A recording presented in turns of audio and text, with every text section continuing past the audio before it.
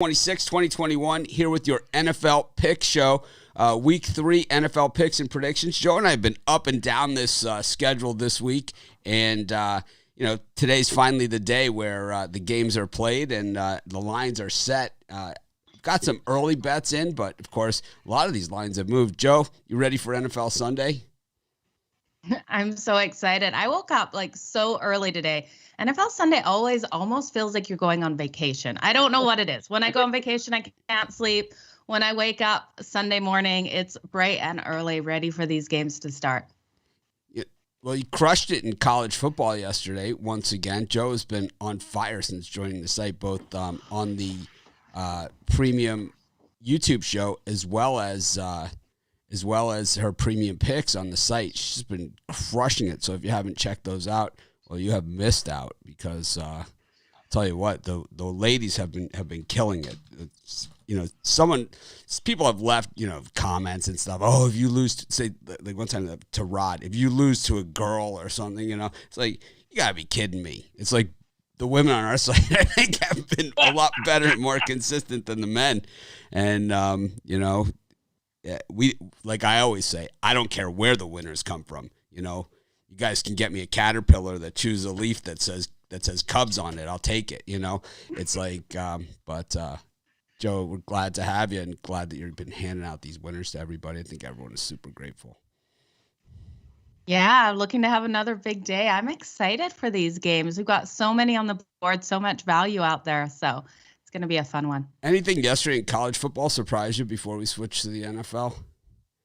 Yeah, super disappointed to go to bed and wake up to see the Ducks didn't cover that spread last night. But I did love seeing NC State Wolfpack get that win straight up against Clemson. I knew they would cover. I thought they were going to cover or get that money line win. 4 ranked teams went down yesterday, and several other teams, super popular teams, like the Michigan and Michigan States of the world, not covering the spread.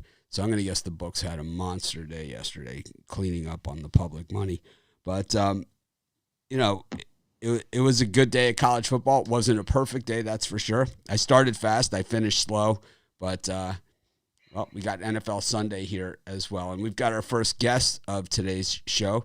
We've got Joe and Dion D'Amico, the hosts of Las Vegas, both of them. So it's Dion's first time on the show with us, and she's not nervous at all. It's really we only usually get about 1,000 people, but 5,000-6,000 people that watch our show, something like that. It's not like the millions out there or anything. But so I'm gonna cut right to the chase. I'm gonna ask her the important stuff here. So a few years ago, I was at your guys' Super Bowl party, and they had this chicken parmesan at this place that several years later now, I'm still talking about it, okay? Here I am talking about it. I'm taking the time on our football show to talk about this chicken parm. Do you think, like, these hole-in-the-wall places like that in Vegas, would you prefer those to the places like the big name places, or do you think that you have to find the right blend of these places? Or, because everyone here is always trying to, they always ask me about Vegas when, you guys are the ones they should be asking, but it's like, what do you think? I mean, do you like? I mean, on the Strip, obviously they have the big name chefs, but off the Strip, they have some great chefs. I mean, just all different ethnic backgrounds, all different types of. I mean, where do we even begin with this stuff? Because I love a good taco. Everyone knows that. We seem to find good food in both high class restaurants and the little dive bars. The little small rinky-dink restaurants that are tucked away in shopping centers that nobody even knows about. We're kind of big foodie people, so we kind of get around to a lot of them. So it's a little bit of both places. I would say. When I first moved here, Mitch, 30 years ago, there was 8 good places to eat. Now there's 800 on the Strip and off the Strip, so we're really lucky. Yeah. I see the people flocking to In-N-Out Burger, and I say to myself, you're a cab ride away from one of the more unbelievable, lesser known Chinatowns in the world. Yes. I mean, and it's because it's not just really Chinese food there. It's all sorts of Asian food. And you can get the kind of like super chef food there too, with these kind of, up and coming young guys that are, I went to a restaurant there. They only served urchin. That was all they had on the menu, like 95 different ways. And it was unbelievable, and it's like, you just don't find that anywhere else but in Vegas. Yes. I also like a good donut, and Vegas has some good donuts. You can either get like the super fancy donut there, or you can just get the regular coffee dunker donut. It's like regular Dunkin' Donuts are the best. They do. They just have amazing places. The thing I miss most about Vegas is the food. Here in Maui, not quite as good. But Joe Madden, also a big fan of Vegas as well. So we're excited to have you guys on the show. Thank you. So down to business here, Joe. What are you thinking here? NFL Sunday, Week 3. Joe D'Amico or Joe Madden? Joe D'Amico. Joe D'Amico. I'm never afraid to chime in. Well, first I got to tell you, yesterday I was very happy with yesterday. The one loss that I had on the whole premium card, Kansas State. So pissed off about that, but I won 3 big winners for everybody yesterday. But it's always the losses that stick in my crow more than the winners that you remember. So, but I'm going into today. There is one game on the board that really caught my mind. I want to talk about the Packer game with San Francisco. It's the late game on the board. And normally I save the late game, Mitch and Joe, for like a late bailout for the premium plays for guys that haven't won enough money that day. But I really felt strongly about this game, and I wanted to save it for this show. The Packers are still slated to represent the NFC come this February. There's no doubt about that. Their embarrassing season opening loss to the Saints fueled their fire. They came back last week. They shredded the Lions. They got their offense back on track. I think their game was as sharp as we can expect it to be. But I do feel that this matchup here, Green Bay needs to put away any doubts behind them, go forward with confidence, because they need to believe in themselves as much as their fans and even us handicappers believe in them. San Francisco, guys, they have a slew of injuries, particularly into their running game. Currently, 5 running backs are listed as either questionable or out, without a solid rushing attack to crutch on. And I'm a big fan of Jimmy Garoppolo. He's Italian. Anybody's last name that ends in a vowel, I got to root for. Otherwise, they get like ostracized from the Vatican or something. But I root for him. But when he doesn't have a rushing attack to crutch on, he's not the same quarterback. We've seen this over the last few years. He just isn't as effective when his running game sputters. On the other hand, let me tell you who is a great quarterback. Aaron Rodgers. He is an MVP quarterback. He shines in both tough situations and big games. This contest, guys, he shines like the sun. I pulled some ATS numbers. The 49ers, 2-6 their last 8 games played at home. Even more just overwhelming. 5-20-1 the last 26 games played as a home favorite. They don't get people paid, and I really do like the line of this. I'm taking the Packers here, folks. If you do too, you're going to take your bookmaker's money. Short and sweet, just like me today, Mitch. Well, Aaron Rodgers cashed halftime for Joe, and I cashed 11,268 on the Packers second half last week, right on our live show. Joe, what do you think on this one, Joe Madden? She's having some internet issues here. Are you talking to me now? Yes, I am. Sorry, I couldn't hear a word you said except internet issues, and then I knew it was me. In this matchup, this is a tough one for me. I do think the 49ers could take this game. I'm worried about the Packers and what we've seen so far. I know they had a great game in the last one. That first game, though, it's got something stuck in my gut. I'm going to wait till halftime to bet this one. I'm going to see then how I'm liking it, because my gut's telling me to take the 49ers minus the points, but it will be a wait for me. Yeah, I think this is one of those ones where I've been roasted on the Packers against the 49ers so many times. I know last year the Packers took them, but man, have I done some really sad halftime shows when these Packers-Niners game. Some of my halftime shows are really easy. Some of them are really difficult, and Aaron Rodgers has made it very difficult on me a few times already. So I'm kind of I can make a case either way in this one. Dion, what do you have going on today? I know you, Dion's just been killing it. I mean, absolutely killing it on the boards. Mitch, I have to tell you, I'm so pissed off because the other day we were working. Her office is right next to mine. We were working on games together, and because she's like 9-2 in college football. I said, right, by the way, honey, who do you like in college football? You know what she told me? 21 years married. You know what she told me? If you want my game, go to Pick Dogs and go buy it. It's I gotta say, I'm kind of mad. I haven't been buying her picks, to be honest with you. I think I'd be doing. I love it. That's for sure. Well, I have one NFL game for today. So I'm going to go ahead and start with, So I don't want to hurt anybody's feelings up in Michigan, but to put it simply, Detroit just can't win. Granted, they've played two strong NFC opponents in San Francisco and Green Bay, but yet new quarterback, same old story. Jared Goff can throw the ball, but has already thrown 2 interceptions. Their offensive line is a mess, and they have no running game to ease Goff's burden. This will be an issue here today. So far, Baltimore's defense has gone up against 2 very strong offenses in Las Vegas and Kansas City. This is a proud and talented stop unit that must make a statement here. The Ravens D will make an example of the Lions offense in this matchup. The Detroit defense has gotten crushed for over 76 points already, and now they must face one of the most explosive offenses in NFL. Baltimore is number 1 in rushing, number 3 in the total yards, and number 4 in scoring. The Ravens, they have covered the last 3 meetings in this series, outscoring the Lions 110 to 39. I pulled some against the spread numbers. Baltimore is 6-1, their last 7 games played as a favorite, 11-5 in their last 6 games played on the road, and 8-2 their last 10 played overall. This is a team that gets the bettors paid. The line is currently 7.5, so I'm taking the Ravens. The Ravens love to beat up on lousy teams. It's like that is what they're known for. Joe Madden, what are you thinking of this one? Yeah, Devon, you had me right away as soon as you said Jared Goff. That is the determination here. There's no way backing the Lions and Jared Goff today. I'm with you 100%. Let's cash with the Ravens big time today. So I agree. True story. Last week and at halftime of the Monday night game, Joe and I are sitting here. The Packers are losing the game. They're laying 6.5 in the second half. And all these people coming in the comments, because I'm saying this is the back up the truck moment. This is that thing. And people are like, oh, Aaron Rodgers lost it. The Lions are, they can't stop them and all that stuff.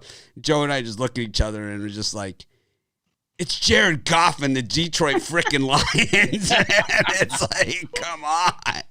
You got to be kidding yourself. And I think this is a lot of the same case.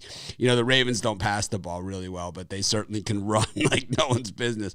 They've been, I think, the last 2 years, the number 1 rushing team in the NFL and dead last in passing. But it just seems that Lamar Jackson, it never looks pretty. It never looks like, this great, Tom Brady perfect drop back throw or whatever. But just when he does complete that pass, it always seems to be this money play. And having a guy like Brown, to throw to just makes him even more dangerous. I'm with you. The Ravens, they kill the bad teams. They just do. She's even gonna make me buy her NFL games today. I'm getting pissed at her. I asked her who she likes today, and she said once again, go to Pick Dogs and buy it. Yep. 2 big winners there today. Well, what do you got for sale today, Dion, for us? I see you got an NFL touchdown play. I do. After going 9-2 in college yesterday, I'm very proud of that. Today, I have 2 big winners on the board today. I have my touchdown play, and I have my best bet play. And you can get both of them right here at Pick Dogs. And Joe, how about you? It's funny because it's like normally Joe is like the loud. He's like, all right, it's like Dion's there. He's like on his very best behavior. It's like I like Donnie and Marie.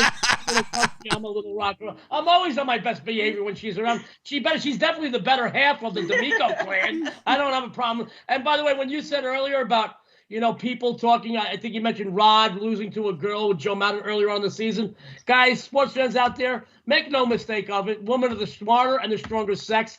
God did not trust us to carry or give birth. So there goes the argument for that. I have no problem. I'm in the foreground because I'm the louder, the more obnoxious by far, but she's definitely the better and the smarter of the handicapper. I have a couple of games on the board today. 11-2 overall, Mitch and Joe, on big games between college and pro football this season. I have nothing but big games. I only have 2 games on the board. I have my NFL high roller, which are already 2-0 this season, and my first NFL bookie buster of the campaign. Last year, documented 12-2 right here at Pick Dogs. Today we go 2-0, both winners right here, Pick Dogs. Either way, you can't go wrong with a D'Amico, but I'll tell you what, she's still the smarter one and the hotter handicapper. Pissing me off. Well, we appreciate having both of you on, and hopefully next week you guys bring the dogs with you. We have the real whole D'Amico clan. What are the dogs' names? You got, they're all like... Yeah, we have Teaser, we have Dice, we have Pygao, and we have Kino. Nice, and I know the other ones all resting over the Rainbow Bridge, but I think they've covered. Well, you still got a lot of gambling terms to go. So we had jackpot and parlay across the Rainbow Bridge. Actually, they're all sitting right around us right now, sleeping out cold. Out cold. It is hysterical, and we're laughing. That's why we were laughing during the show, because Kino is right underneath us snoring right now. But there are good luck shots. She's snoring. So I thought that you'd be picking that up. So I thought that you'd be picking up her snoring. So I lowered the mic a little bit. But it's a great day when you can spend your time with your wife and your dogs, and even Dad's down the hall. We're gonna all go to breakfast and enjoy some big Sunday winners in the NFL today. Well, Joe and I are both dog people, so we're all dog people here. Anyways, have a great day, guys. Thank you for joining us, and of course, we'll see you next week right here on Pick Dogs. You can get their picks at Pick Dogs. Like I said, Dion, red hot. We're happy to have her. Thank you, guys. Happy to have her. Good luck to everybody on the panel. Thank you very much. Everybody out there, good luck. Have a winning day. Thanks for having us. Thank you. Have a good day, guys. Thank you, guys. Bye-bye. Best of luck, you guys. Thank you. Of course, that was Joe and Dion D'Amico, the host and hostess of Las Vegas. Fun having her. Dion hasn't really been on a lot of shows before. She's kind of new to this. She's been capping forever. I've known them for a long time. I mean, obviously, and I know that she's really good at picking games. It's like I've known that for a long time, but she hasn't been. You know what I would love, Mitch? What's that, Joe? I'm going to interrupt. You know what I would love? And I wanted to ask them if they've ever been on opposite sides of a game and had to sit on that same couch together watching it. Oh, that would be fun to see. We will have to ask them next week when they're on. You could probably do a whole show on that. Because you know what? I know my friends that are on opposite teams to me, like just because they're fans or whatever, and I'm betting it, I can't even sit in the same room with them. So I couldn't imagine a husband and wife relationship where you're both on opposite. It'd be a stressful game. Yeah, I watch games, I watch games in sports books with, over the years. So I've watched games with people not on my side, and that's why I don't watch games in sports. Oh, sports books are fine, but that friends, I don't know, becomes friends off at game time. Yeah, I struggle more with the fantasy people, it's like, I'm watching the game and, I whatever bet on it. And they're like, oh, I got this guy and, oh, great, this guy scored a touchdown. Oh, but I'm playing, I got this defense starting in my other league and this is in this league. And it's like, how many leagues is this person in? It's enough. But speaking about a lot of leagues, we're bringing Chris Ruffalo for our next segment. And Chris, of course, the co-host of the Drive-Thru Show. See him every Monday through Friday.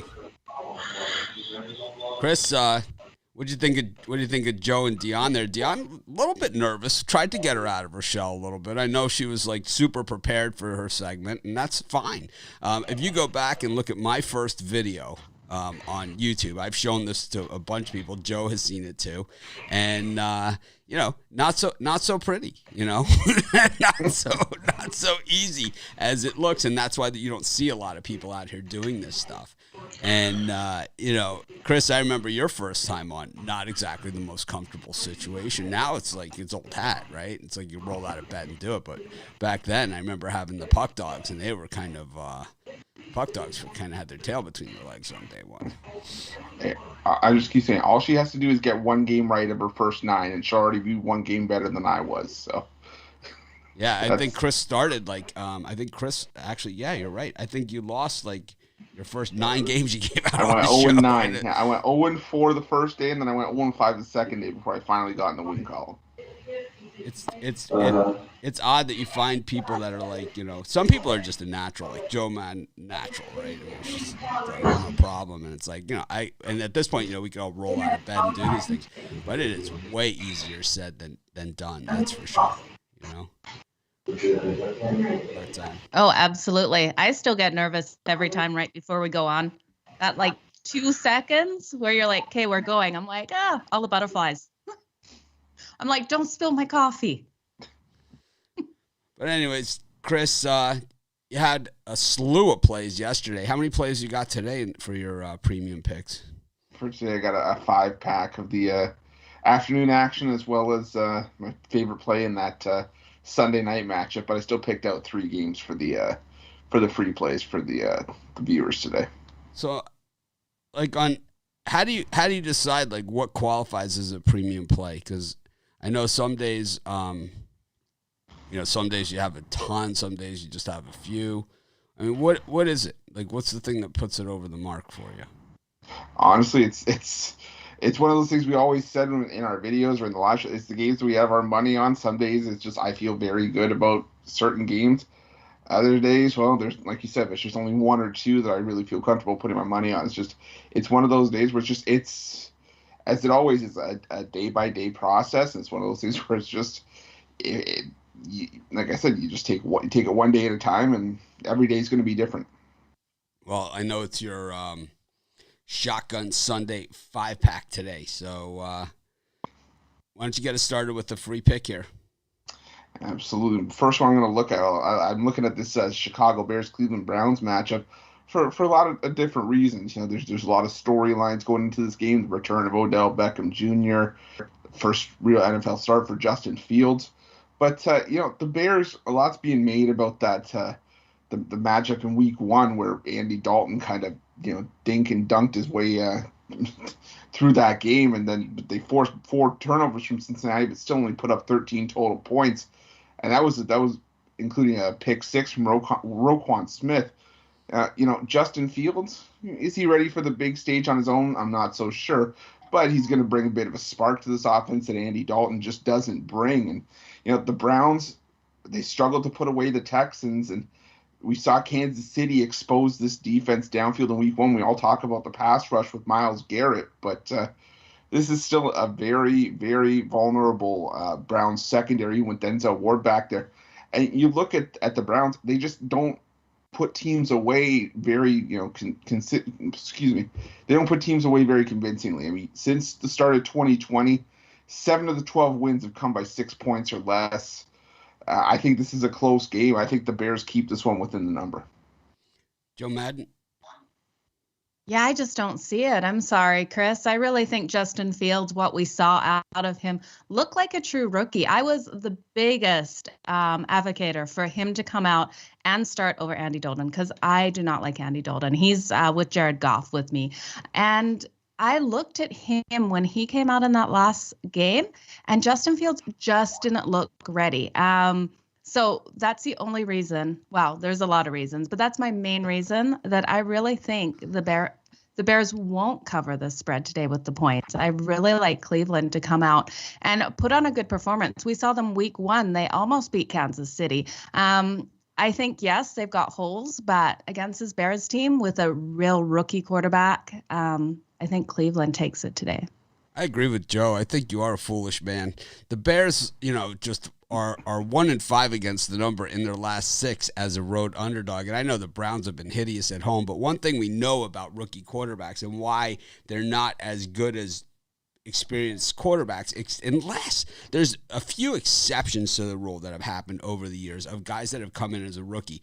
The difference between the guys who come in as a rookie and are able to excel at the NFL level is guys like Dan Marino and Phil Rivers who have the lightning quick release, right? And Justin Fields does not have that. He has athletic ability, sure. He looks like a big guy, playing against the second and third string does not look as big against NFL starters as we saw last week. Now, the thing is that NFL rookie quarterbacks generally hold on to the ball way too long. They also think they can outrun NFL defenders like they did in college. Doesn't happen because these defensive linemen are 300 pounds, but they run 4.5 40s. And that is the issue here for a guy like Justin Fields. Going to be a bad day, learning experience. I'm with Joe Madden on this one, and I'm going with I'm going on the opposite side here. That's okay. Foolish and lack of vision is tattooed on my forearm at this point. You're a foolish man. I said it. I was going to say Joe said it, not me, but actually I said it, didn't I? That's okay. I'm at peace with it at this point. But maybe I'll be foolish for this one too. We'll have to see. But the next one I'm looking at, I'm going to take the Cincinnati Bengals here, plus the points against the Steelers. I know the AFC North, known for being the black and blue division for hard-hitting physical football and that just being that way for 60 minutes over the course of a game.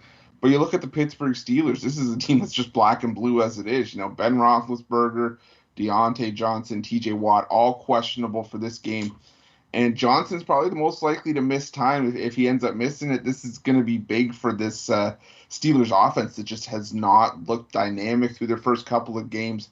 And the defense, frankly, needs TJ Watt. They only put up one sack after the loss to the Raiders last week. And Joe Burrow, yes, he's been sacked a league high 10 times this season. But I think that the Bengals pass rush has been serviceable this season, one of the higher pass block rates in the league. And I think that with dynamic players like Joe Mixon, T. Higgins there, I think the Bengals have a shot at winning this one outright. I'm taking the Bengals plus the points. Joe Madden, cross-examination. No cross-examination on this one, Chris. So with this game, it's a stay away from me.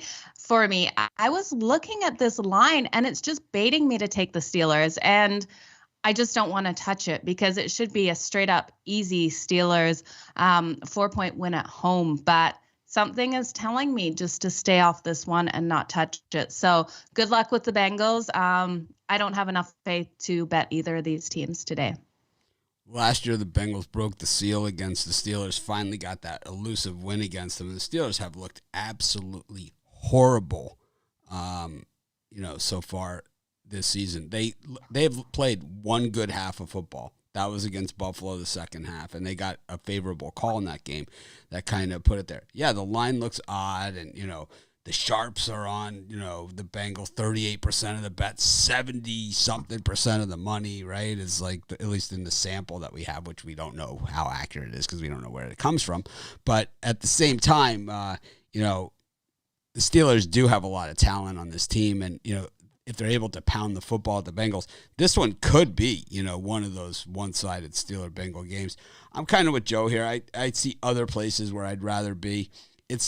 I don't like Mike Tomlin's like one of my favorite head coaches, but I really don't like the game plans that he's put together last week against the Raiders.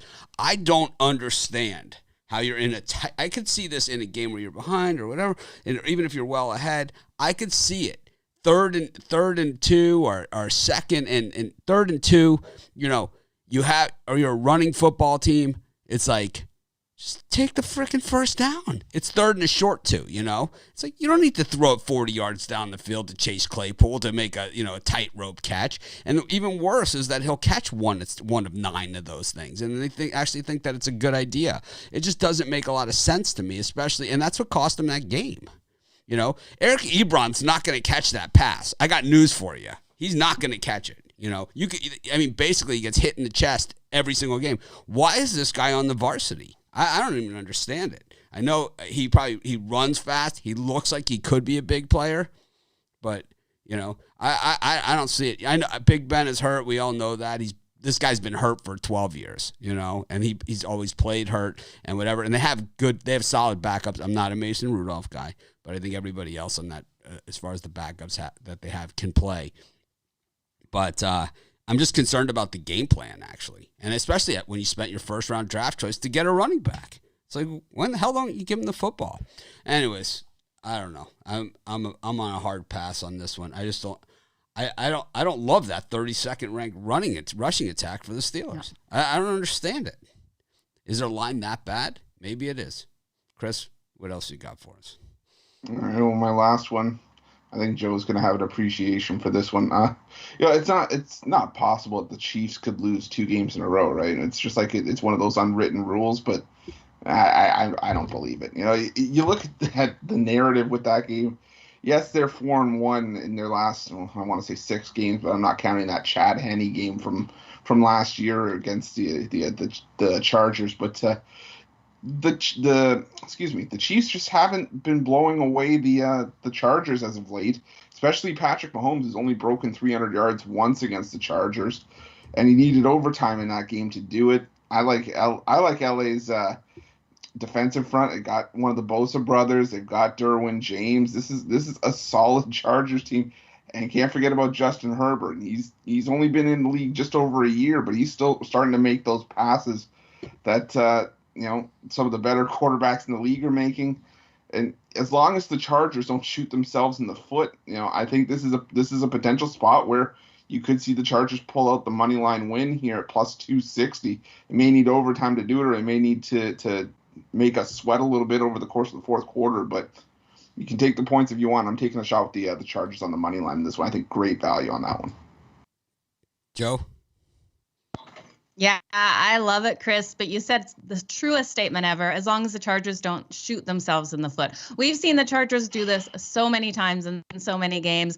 I'm with you. I don't see them doing this today. I think we're going to see a great performance out of both Mahomes and Justin Herbert. It's going to be a offensive shootout. I really believe in this matchup today. KC has so many holes in their secondary, and the Chargers really want to win this divisional matchup. So give me the Chargers plus the points today in this one. I agree. I think that this one does have the potential to be a shootout.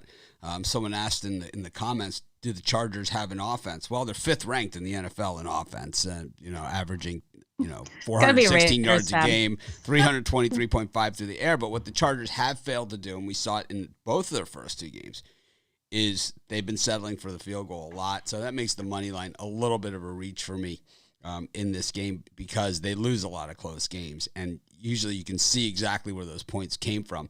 And when you see a team that's 4th in passing, 5th in overall offense,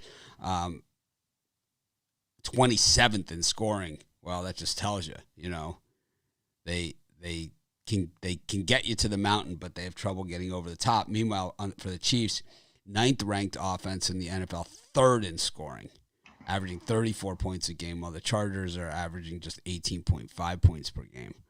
So, they're at home. It's Patrick Mahomes. So, money line, I think a little bit of a reach, but I do think it's a competitive divisional game. Chris, is that it for you? Yeah, that's all for me too. Those are the 3 games I like for some free plays. We were expecting a total filibuster here because you are a ball hog. We know that. Well, actually, I like to go down and recap. I like having 25 carries a game. I'd like to recap the first 2 weeks of the season, play-by-play with you.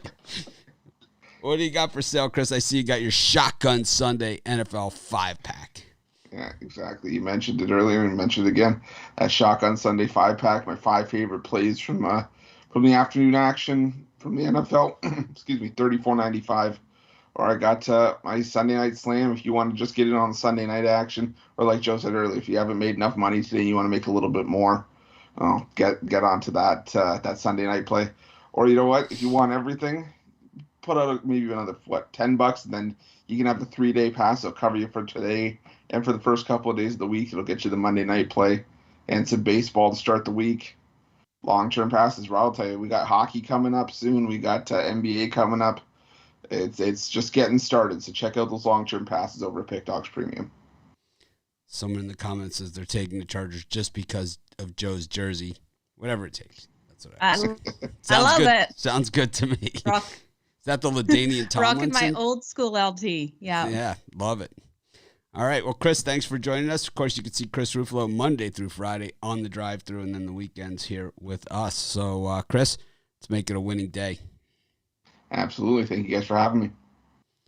Best of luck, Chris. That was Chris Ruffalo. Joe threw a couple cappers here, kind of covering a good amount of games.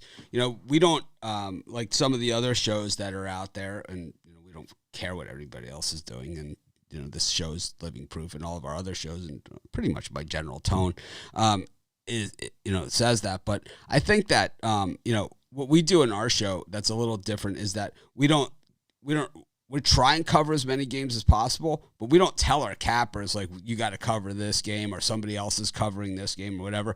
So, games are going to overlap. We're going to get varying opinions. And, of course, there's two ways to bet every game. When you see things at Pick Dogs, it's not you're not seeing, a group consensus. It's always the opinion of the person that's speaking or writing or doing the video or anything like that. And it's always that person's opinion, not an opinion of the site. So it should always be taken that way. Joe's frozen. We'll just draw some spinach on her teeth next time. Yeah, please do. Please do. I need a telestrator. I need the telestrator. I think that would be absolutely hilarious. See how much you can draw on my face before I unfreeze. So we got about 550 people watching, so be sure to smash that like button. We appreciate everyone that tunes into our shows. We got a lot more handicappers left to come. We've got Ron Romanelli, James Clark, Rod Zawacki, Brian Bittler, Big Al McMorty, and Jovan Burtz, all still to come on this show. So next we have, let me see, who is next? Oh, I believe it's Ron. Ron Romanelli. All right, let me cue him up here on the preview monitor. Ron Romanelli, definitely one of the young guns in the game. We have a good variety, It's like that's really what I wanted at Pick Dogs, to make it different than any of the other things I've done. Just have this great variety, of cappers and on our sites and on our shows too. It's kind of like it's not that same, old tired Vegas thing going on. It's not like, some guy that looks like, he's maybe smoked, 6 too many packs of cigarettes or something. We have, all races, all, whatever, all people, all, sexes, everything all covered. And so you get opinions coming from all different angles. And, more than that, you get all different strategies and ways to go on things. So Ron is here with us from Gainesville, coming off of that. Ooh, Mullum really wanted to cover last night, didn't he? You betcha. It was one of those games where it's kind of like we could kind of run out the clock here, or we could cover the spread. And he, for the Gator backers, he ruined my parlay on the site. I had Tennessee, Nebraska on my parlay, and he got me there, and it happens. Yeah, I had the Gators, not as a premium play, but I had a personal play on it, and I knew, even though they weren't covering until the last minute, I was like, this is Dan Mullen. We got it in the bag. Well, I know they're going to throw it in the end zone for the touchdown, but Malik Davis put it in, and we were safe. But almost a backdoor there. Tennessee got it down to 1st and goal, I believe. It seemed to me that the turf at the Swamp was tackling to a lot of runners yesterday. I mean, yeah. Was it me? I noticed that watched the game. I noticed guys just tripping over the lines. It's like it's just an odd thing. I did notice that as well. I'm not sure what was going on there, but that's usually an equipment thing. Yeah. But anyways, we got NFL Sunday. It's week 3. NFL, of course, one of the toughest sports out there to handicap. That's one of the the most popular sport in the U.S. to watch. But really, I think that and the NBA, the two toughest to handicap. What do you got for us here in the as one of your picks? Yeah, I do agree with you. NFL, I would say, is the toughest sport to handicap. Well, but because the reason why it's so tough, this is why the NFL is so tough, and the NBA as well. A lot of dogs that don't win the game but cover the spread. And that to me, those are the hardest games. Like yesterday, the Nebraska win, the Rutgers game. These are the games, right? I mean, South Florida against BYU. I mean, these are the games, right? Where it's like the dog doesn't win the game, but they're within the points, Yeah. And those are just the games.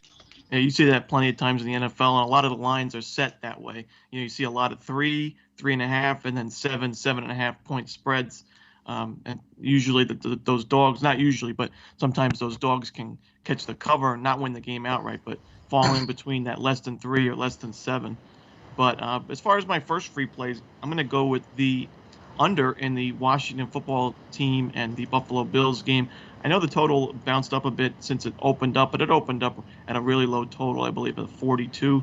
The Washington football team, their defense hasn't been too strong to start the season, but we know the big name players, Chase Young, and this is a Ron Rivera coach team that I think is going to bounce back defensively.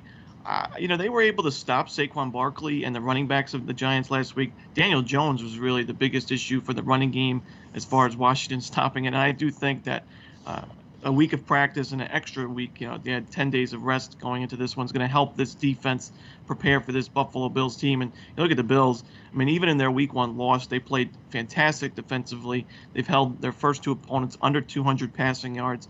They've held their 2 opponents to under 80 rushing yards. And I think that you're going to see the Washington football team really struggle to move the ball with Taylor Heineke. I do think, he has done well. He led the team to a win last week, but still not a complete believer in Taylor Heineke. And I think the Bills defense puts a ton of pressure on him today at home. I think the Bills do most of the scoring here, but I think it's less than that total. I'll take the under in the Washington Buffalo. I know Joe Madden definitely has an opinion on this one. We've been going back and forth on this thing kind of all week. Joe, what are you thinking this morning now about this Washington? Joe really likes Washington. Disclaimer here. I really do. She really likes this team, but the fact that they have trouble scoring is, part of the problem here for them.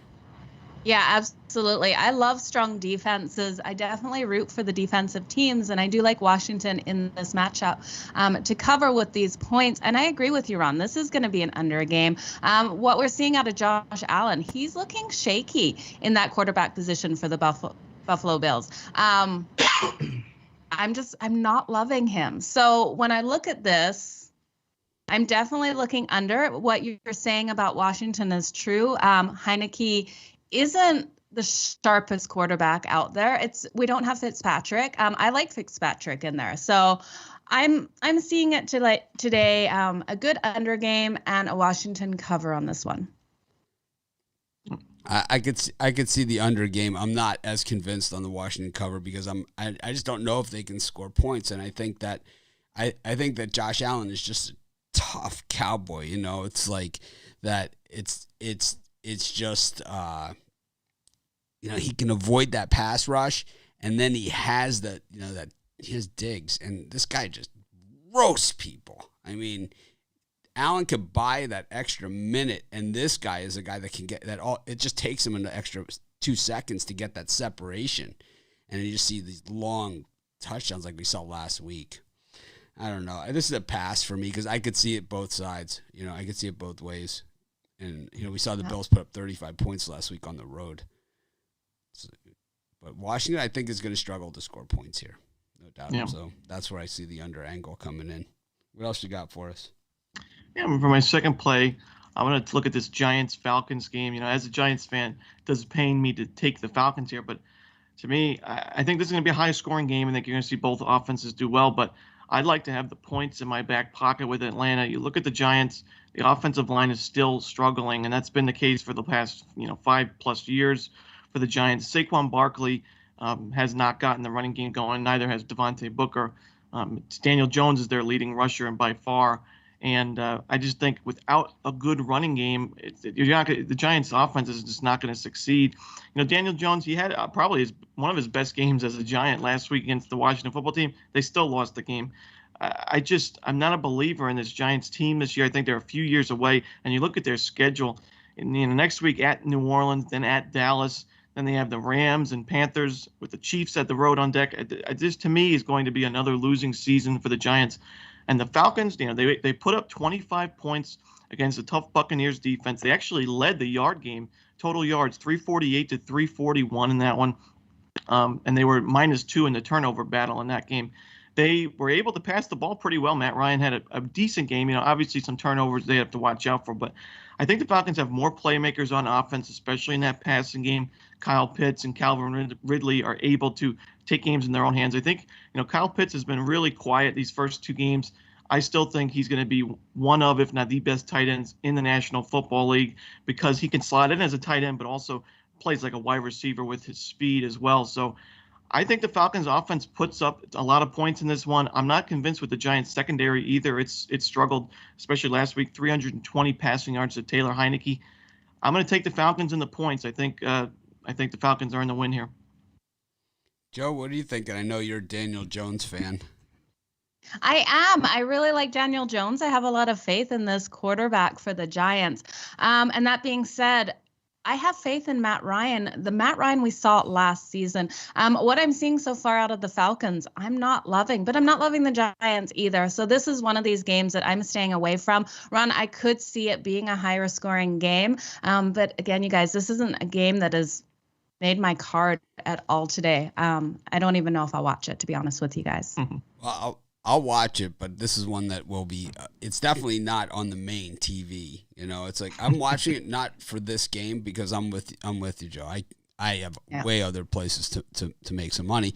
Though, you know, at halftime, you know, who the hell knows, right? Well, this will be the highlight, the highlight reel show. Well, it could be, it could be. Show me the highlight. This could be our biggest halftime bet of the day. I mean, we don't really. It definitely could be. It could be. You never know. But it's like this. So I'll have an eye on it. But at the same time, I just see so many other places I would just rather be than on this game. And it's tough. It's a tough watch. I mean, you have just two bad teams here and two teams that are inconsistent, but two teams that have some good players. It's not like they don't have any good players, It's not like they're the Jags or something. Exactly. And this Falcons team should be playing well. But I can't back them right now with how they've looked so far. They've just struggled defensively for so long. It just seemed that even when they were good, they struggled in those middle range passes. People would hit them like that as 8-yarders over the middle. And now it's like, well, I don't know. Matt Ryan's one of those guys that he makes too much money for them to ship him somewhere. And it's like, I don't think he's doing Atlanta any good staying there. Ron, you have another game or is that it for you today? That's it, actually. I just have the 2 free plays. As far as the premium section, I have my top 3 plays in my NFL Super Sunday trio. I'd say this week 3, is probably my favorite of the week so far this season. I think there's plenty of value on the card today. I do think that Vegas is going to find their ways to make money, so you got to watch out for those trap lines. I see a few of them that I probably stayed away from, and I would suggest to stay away from. But yeah, it should be a good day, and check me out at Pick Dogs Premium. Hope everybody makes some money today and take down the books as much as you can. Absolutely, Ron. Always a pleasure having you. And, of course, we'll see you next Saturday here for college football week 5. Who do the Gators have next week? Kentucky should be a good game on the road. So they usually own Kentucky, though, right? Don't they have like an amazing record against Kentucky? I mean, I would say it's a lot closer of a rivalry than most people think. In recent years, I mean, especially that game where Felipe Franks went down and Trask came in, Kentucky was in control of that one. So this is a game the Gators can't look past. All right, well, we'll be talking about it next week. And, of course, throughout the week, Joe and I will be doing our college football opening lines and opinion show tomorrow at 3:30 p.m. Eastern right here on our Pick Dogs channel. All right, best of luck, Ron. Good luck, everybody. I think Joe is still working on those college football fans. She's more of a pro football person. She's kind of like, it's. I think we still kind of like, it's like a lot. It's a lot of information. It's like it's absolutely it's is a ton, but she's killing it though in her picks. Absolutely clobbering it. Anyways, thanks again, Ron. We'll see you next week. Thank you. Of course, you can see Ron's videos over at Sports Chat. I'm posting them. He's done his NFL. They'll be up. Most of them are late games, so we're good on those. But anyways, Joe, that was Ron Romanelli. We're about halfway through our show. A lot of information here and a lot of games. Any of these cappers change your mind on anything or anything that drove home one for you? Can you say that one more time? My internet broke up and you any sounded like any of these cappers change your mind on any of these games or maybe make you like a game even more? No, because I'm pretty strongly opinionated, and once I have my mind set on something, I don't go back on it because I've learned from my mistakes. getting off something because so many people have said, I really try before I cap my games to make sure no one is in my ear, because otherwise it's a stay off for me. So nothing has changed my mind. I'm wishing these guys luck in the games that they're betting that I'm staying off, especially the Steelers and the Bengals game, and the Giants one as well with the Falcons, because those I'm scared to bet them. Okay. So, I think for me, it's like, I think if anything, it reinforced some of these games that I really don't like. It's like I don't see any reason to be on that Giants Falcons game and the Steelers Bengals. It's like, the fact that we're all over the place makes it even tougher. But absolutely. Next up, we have James Clark. Of course, James, Mountaineers. They won the battle for me last night, but did not win the war. I had a money line bet on those guys, and I have his name mislabeled here, so I'm just trying to fix it. There he is. Okay, I have his name with a different capper, which makes it tough to get him all set. But James, how are you doing today? Pretty good, Mitch and Joe. How are y'all doing? We're doing great, Joe. Doing fantastic. It's NFL Sunday. Thanks for being here, James. Yeah. The only day that's better is Saturday for me. That's true. Loving today's card. I am. So last night's game against Oklahoma, heartbreaker. I think the Mountaineers had that game won. I thought they thoroughly outplayed Oklahoma. They had the Sooner fans booing their quarterback, their Heisman Trophy candidate quarterback, off the field. They had him exactly where they wanted him. They exposed Spencer Rattler. Not that he hadn't been exposed, for the last 2 years. But, to be right there and then to basically choke, right? I mean, they fumbled the football, right, and went backwards about 30 yards. A bad snap. Us switching out quarterbacks every once in a while. It come back to haunt us. Usually it helps us. You put Green in there.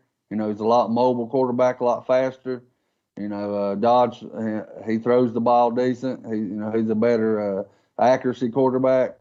But we switched one without the other, and then the snapper, and they didn't just get it together, and just a bad snap cost us the game. It was a hell of a game, and I really thought the Mountaineers had them dead to rights there in Norman, and really would have. Then we would have had to hear like in late November about how the Sooners passed the eye test and they still get into the playoff even though they lost that game at home, right, at night. Anyways, we move on to NFL football here, and you've been rocking it in the NFL so far this season. What do you got for us today? I'm actually going to start out with an underdog. And I really don't understand why they're underdog. I know they had played bad last weekend, but I'm going with the Saints here on the money line. I know you got two good defenses going up against each other, but that's all New England has is a good defense. They're starting their quarterback, a rookie. These little dink and dunk passes he does to try to get him all the way down the field. But, I look for James Winston to bounce back here this week. And I look for, money line, you're getting plus money. We only got to win by a field goal. And I can't believe the Saints are plus money here. And I really like his pick. Joe?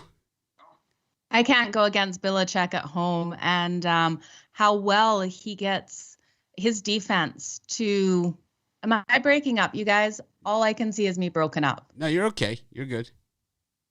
I think I'm broken up. No, you're good. You're good. Okay, I was just saying, I have to go with Belichick in the situation and how he can scheme against these younger quarterbacks. I think he's going to have his defense having Jameis Winston's number today. So give me the Patriots all day long to win this one. I'm with Joe. I'm on the Patriots as well. I think that what we know from Belichick is that the way that his defenses work is, and we hear this a million times, so this is how you have to look at his games, is he looks at the other team and he says, who's the one player that can beat me? What's the one thing that can beat me? I'm going to take this away and see if they can beat me some other way.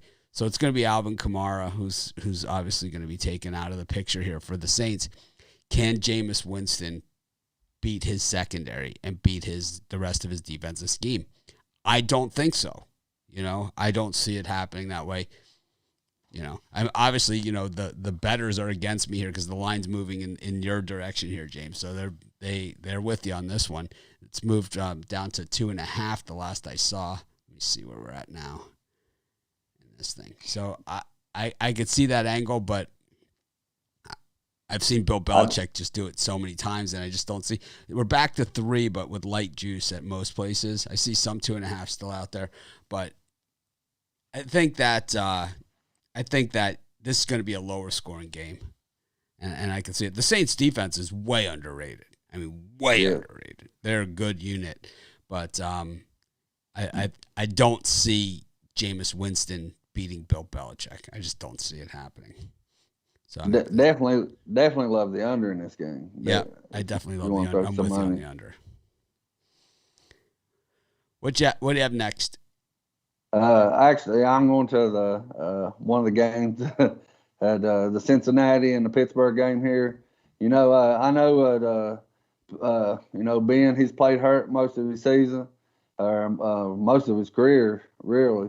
But I think with Dante Johnson being out, I think gives Cincinnati an edge here.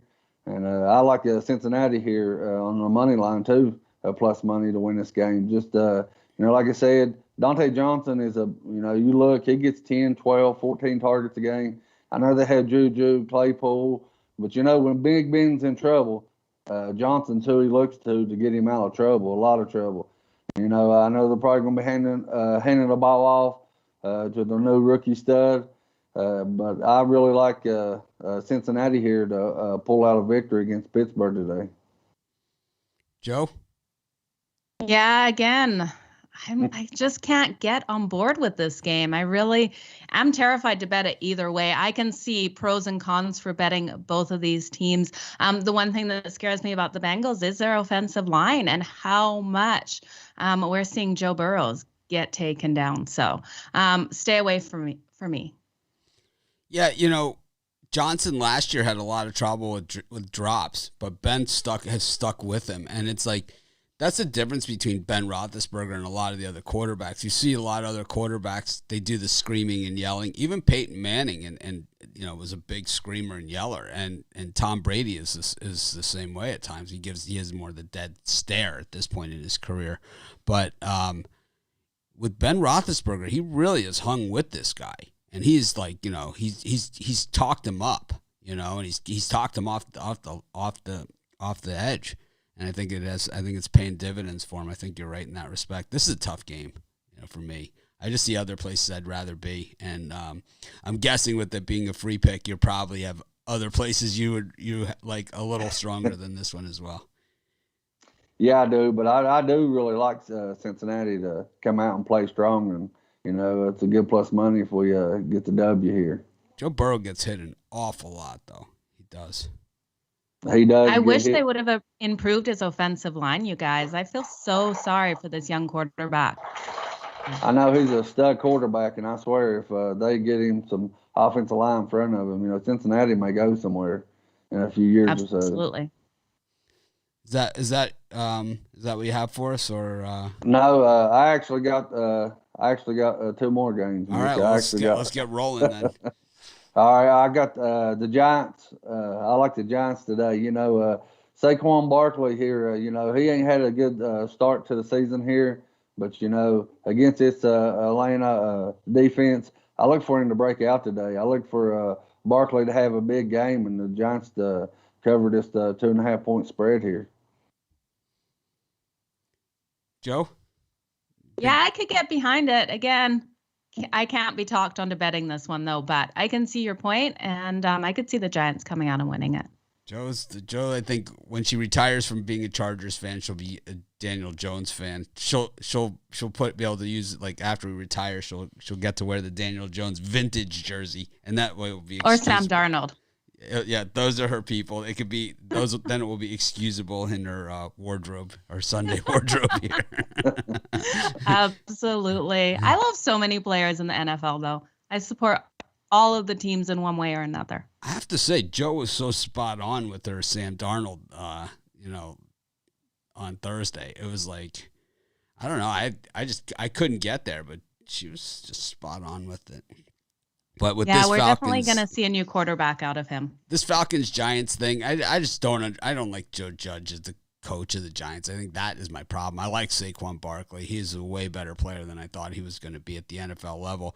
This guy's, he's a home run hitter, and I like home run hitter players, in the NFL, because it's like if you can break away in the NFL on a run, then you're a good player, because everybody can absolutely fly. So it's like, a guy that can do it the way that he does, and the cuts and the moves and everything. Penn State running backs traditionally are only able to do that at the college level, and he's really one of the few that have been able to do it at the pro level since, like, Franco Harris, Lydell Mitchell days, which is a long time ago. But what's your fourth play for the show? I like the Raiders today to cover the spread here against the Dolphins here. I know Tua being out, Dolphins got a decent defense. I like the Raiders here to keep it rolling again today, and go 3-0 for. It's been a while since the Raiders have been 3-0. They got the fans on their side. I look for them to come and play today and beat the Dolphins by more 3.5 in the spread here. Joe, a lot of pressure on this 3.5. This thing went, it opened 4.5. Then the news that Tua wasn't playing, it went to 3.5. And there's pressure on that. I could see threes by game time in this thing, the way things are moving. What are you thinking? Absolutely. James, this is one of those matchups where I completely want to be with you on this Raiders to cover this spread, especially because everyone keeps telling me this is a trap. That's all I keep hearing. I keep hearing, take the Miami Dolphins. This is a trap game. And I'm not buying it. I really do think the Raiders go 3-0. What we're seeing out of them, their pass rush on those quarterbacks, it's going to be too much for this Miami team. If Miami comes out and wins this straight up, I'm going to eat my words, but I don't see it happening today. I think Derek Carr and the Raiders have a huge game, especially with their is he a defensive end? Crosby? Yes. Crosby. 98. Yeah, he's going to have a phenomenal day. So I'm looking for a good one. I'm on the Dolphins here all day and twice on Sunday. I just think that, somebody knows something, and I usually like to go with somebody in these situations. Totally odd line movement in this one, and there's every reason in the world. The Raiders 3-0, the Dolphins coming off a blowout loss at home, their quarterback out for at least 3 weeks. This would have been a giant game for him, playing on the 9th island. Probably a lot of people from Hawaii disappointed that probably traveling there for that game. But, the thing is that, when you see line movement like this, well, usually, like I said, somebody knows something. And the fact that it's a Vegas game makes it even more suspicious. I just think that, with 75% of the bets, 77% of the money and the line dropping 1.5, that, to me, I don't pay all that much attention to this stuff, but you have to pay attention to this one. And I think what we have here is likely a close game that's settled by a field goal or less. And I could see a missed extra point or something happening, and, the Dolphins falling within the number here at the very least. The other thing you have to remember is that the Raiders have relied almost solely on the pass. The Dolphins have 2 great cover corners. They have 2 guys that can cover man. And, a little bit of pressure on Carr. We know what he does, right? He lobs it out there, and these guys are ball hawks. So I could see this one being a little tighter than people think, especially with Josh Jacobs out. Yeah, and then we have to look at the Raiders might be in a look-ahead situation. I know a lot of people don't believe that, but I do. I'm huge in these situations. They have the Chargers on deck on Monday Night Football. So that is a huge reason that they might not come out and get a dominating win in this one. Yeah, I know with Jacobs being out, a lot of people probably lean towards the Dolphins. But, Kenyon Drake, he showed over the past, when he gets his chance to shine, and he's going to get his chance today. I look for him to run hard and And I don't, and Waller, Waller's are tough for anybody in the NFL to cover. And, I just don't see them covering Waller and Drake both. And I just like the Raiders to get us the win today. Well, I have my Kenyon Drake picture right here with Rob Gronkowski sprawled out on the ground trying to tackle him against the Patriots. That unbelievable finish. I love it. But I have the day after the game, they sent it out to all Dolphin season ticket holders. This giant thing came. It was like, I opened it up. It's like Kenyon Drake heading into the end zone with Gronk out like this on the ground. It's beautiful. So what do you have for sale today, James? I see you have a 7-pack money stack. Yeah, I got a 7-pack money stack going on. I love today's card, guys. 7 of my best NFL plays. I gave you 4 here. And there's 7 more that I really like today. I love today's card. I think it's one of the best cards. We only got 3 weeks in the NFL, but I think for the last 3 weeks, this is the best card. So go jump on it, guys. And after we go 7-0 today, upgrade 3, 7, or 30 today, guys.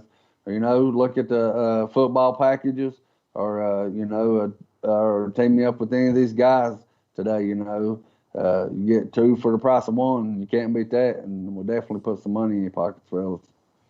Well, thanks a lot, James. We appreciate you coming by, and we will see you next week here on our live show. Of course, you can get James's picks at Pick Dogs. He's also a regular on the drive-thru, 6 p.m. Eastern time, right here on our Pick Dogs YouTube channel. We always like having James here, and got to say, man, I had West Virginia on the money line in that game as well as with the points, so it left a mark on me as well. So I thought it was one of those ones I was like, I was counting it. Me too. I even said before the game, Rattler's got to be the most overrated player in the last 5 years in college football. Anyways, we move on. Joe, that was James Clark. We still got 4 more people to come on, including Big Al McMorty, who's up next. Al has been killing it in the NFL, not just this year, but pretty much for the last 40-something years, which is pretty amazing to last in this industry. I see Twitter accounts that last 45 minutes capping games. And, then you see guys like True. Al. And, I get emails all the time from people, I want to be a capper on your site. I want to be this. And it's like, I wouldn't insult people like Al by having those other people on my site. It's like, if you can't show your face and who you are, well, then it's tough for me to explain to my audience, why you're on your site. And it's like, next up, I'm going to show you a cartoon character, ZB Betts on. It's like, it's just show their Twitter logo, that just happened to be there. But we've got Al with us today. And Al, welcome. Oh, wait a minute. I got Brian's up there instead of me, so we'll have to fix that. So that's weird. Well, I just want to give a huge shout out to everyone watching right now. I appreciate it, you guys. We have just under 700 people watching at the moment. So thank you for joining us on your Sunday morning. We appreciate each and every one of you. And I have to say that having the people watching always makes me more excited. Like our halftime shows, Joe and I will be here for the early halftimes, the afternoon halftimes, and of course Sunday Night Football for the big one. But, always join us for our halftimes. And, of course, Al, he's talked to millions of people over the years, handicapping games. And, week 3 of the NFL, what are we looking for, Al? Well, I'll get into that in a little bit here. I was just want to tell you guys a story from last week. I was watching this gambling show on ESPN, which I had never seen before. Maybe you guys have watched it, called The Daily Wager. Have either of you guys ever watched that show before? I've lasted about 8 seconds watching it. One of the guys who's on the show, I actually know him, and he was with another site years ago, and I met him at a USA Today function. And he said to me at the time, he said, "What are you doing?" I told him, and it was, I was a peon back then. Basically treated me as such. So it's like, I see him on that show, and it's just like, well, you can go work in some studio all you want. We're living the life over here, right? So what the hell? Well, so I'm watching this show last week for the NFL, and in their discussion of the Raiders-Steelers game and the 49ers-Eagles game, all their handicappers kept bringing up this concept of this West Coast team traveling out to the East Coast. And, this has been a pet peeve of mine going back to 2008. And what happened back then, I don't know if any of you guys, remember, but back in 2008, the West Coast teams were not winning on the East Coast. And they started out that year 0-14 straight up, the Cardinals, the Seahawks, the 49ers, the Raiders, etc.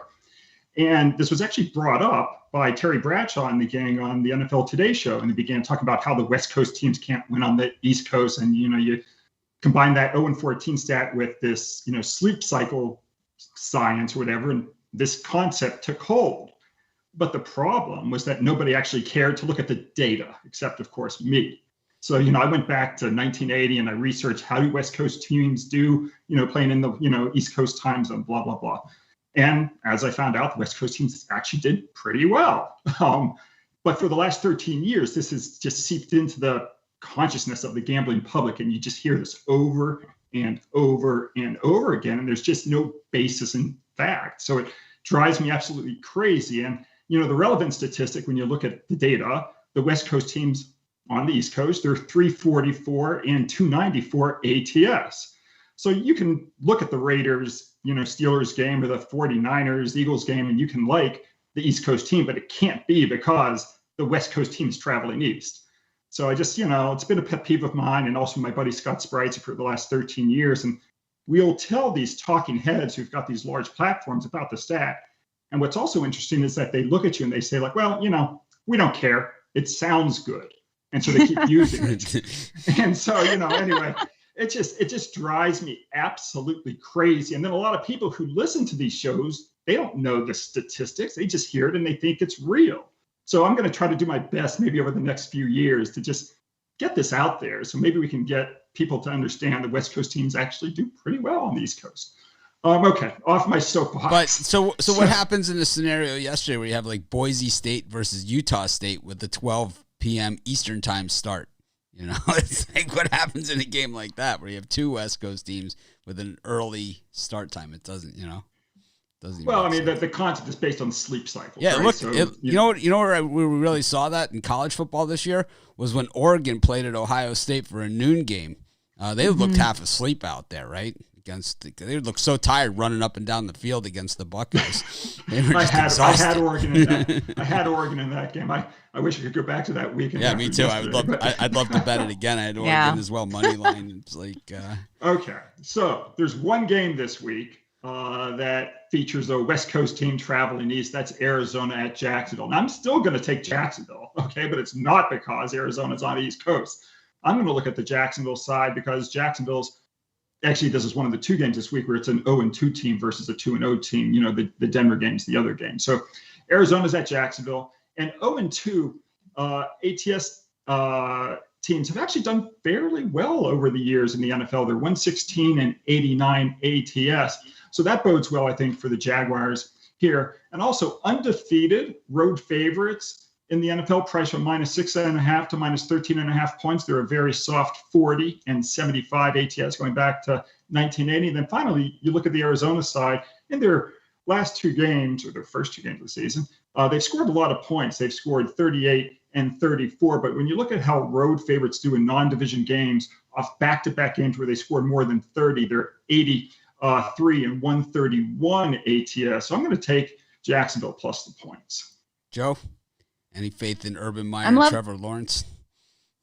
A little bit. And that's why I'm looking at the over in this game. I think we're going to see a higher scoring game than most predict. So jump on that over, you guys. I think anytime you put Kyler Murray on the field, you're going to have an over game. Not always, of course. The stats will not line up with that. But in my head, right away, I look at the over. It's week 3 of the Trevor Lawrence era in Jacksonville. And, I think unlike some of the other quarterbacks that we talked about. What are you thinking, Mitch? I think that Lawrence, I think he doesn't hold on to the ball too long like some of the other guys. So it gives Jacksonville a fighting chance. I just don't know if he has the supporting cast just to hold up against that pass rush. of the Cardinals that we saw absolutely bludgeon the Titans in week 1. Chandler Jones with 5 sacks in one game. You just don't see that every day. J.J. Watt, he's been around the block a few times as well. I think that I just don't know if Jacksonville can withhold, and I think I could see Arizona playing on a short field. I think that might be the problem here. So I don't know. I can't get behind. I'm not an Urban Meyer guy, so I usually can find an angle to go against them. I don't like the guys who rule with the iron fist. It's like the fear factor. I think it works at Utah or Florida or Ohio State, where you got the keys to the asylum, but I'm not so sure it works at the NFL level. Well, unless you're Greg Popovich in the NBA anyway, but well, he's accomplished a lot more, and I think that, for me, it's just I haven't seen Urban Meyer's game plan in week 1 or week 2 look like he's been he looks like he's even been prepared to play. His team just, you get run out by Houston game 1, and then last week at home, not pretty either. So I don't know. I think they're going to need to force some turnovers to stay in this one. Well, we shall see. I think the value is there with them as the home dog. Well, there's a reason they play the games, right? That's for sure. It's not. I think your NFL record over the years is a lot better than mine. That's for sure. Well, that's it's all opinions are valid. That's one thing I know.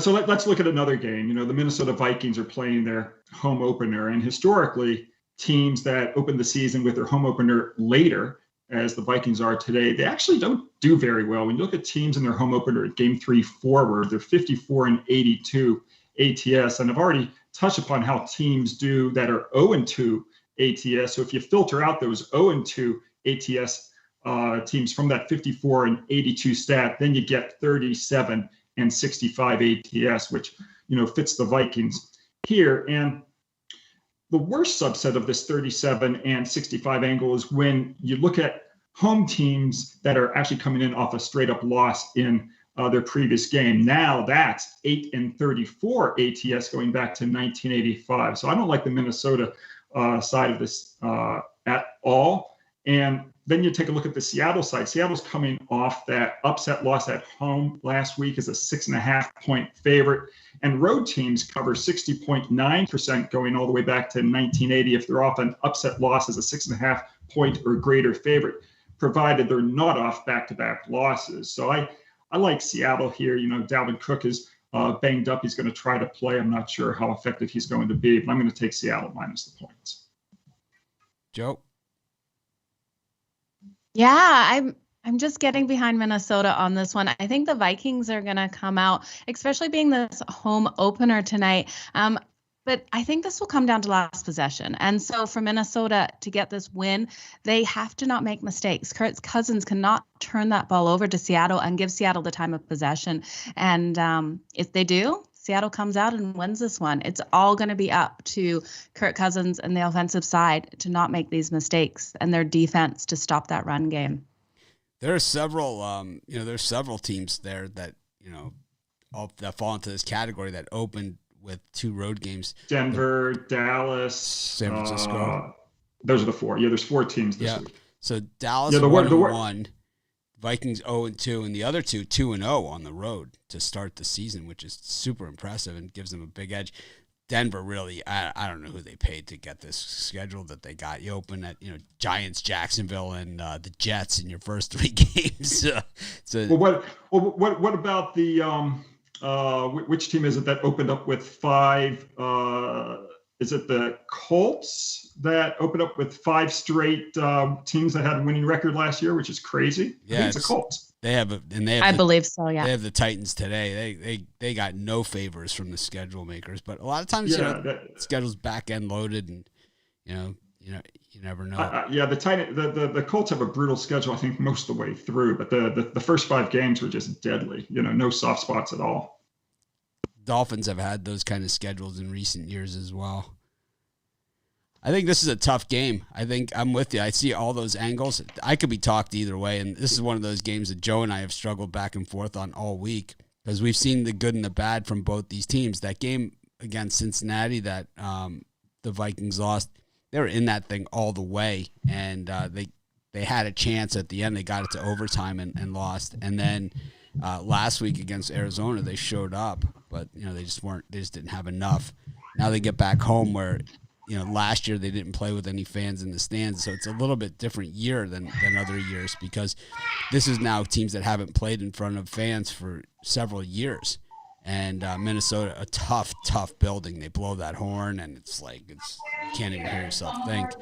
But the home team has covered 6 of the last 8. The favorite 6 of the last 8, so that kind of cancels each other out. The Seahawks 5 of the last 7. I don't know. I'm gonna have to. I'll just go with your pick. I'm good with you here on this one.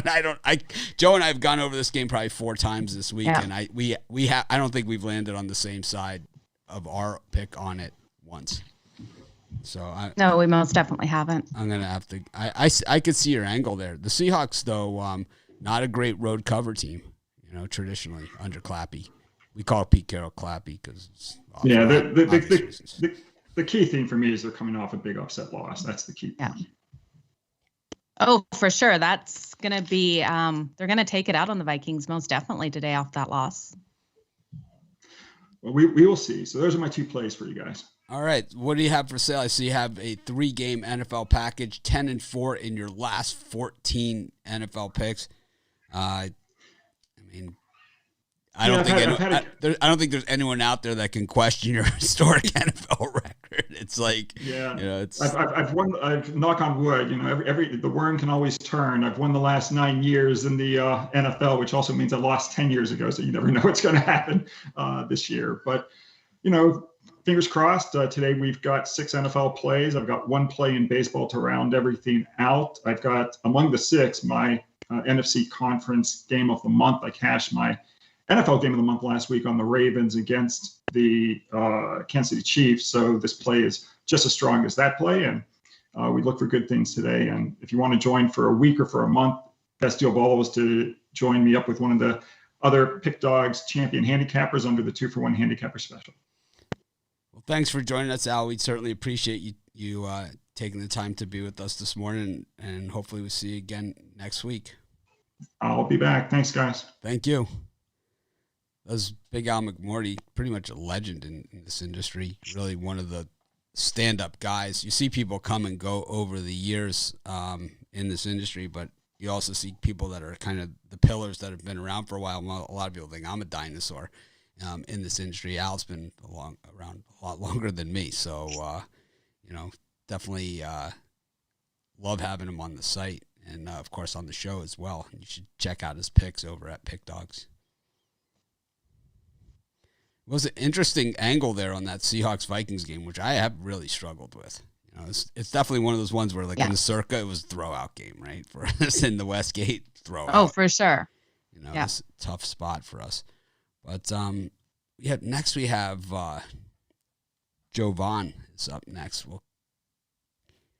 Coming from Boston, where the Pats host the Saints, and the 1-1 Patriots, of course, who missed the playoffs last season. It was an odd year for them. Just bringing up his stuff. There we go. All right. Jovan, welcome to the show. Another big Saturday for you yesterday. You're on fire. Yeah, good morning, fellas and lady.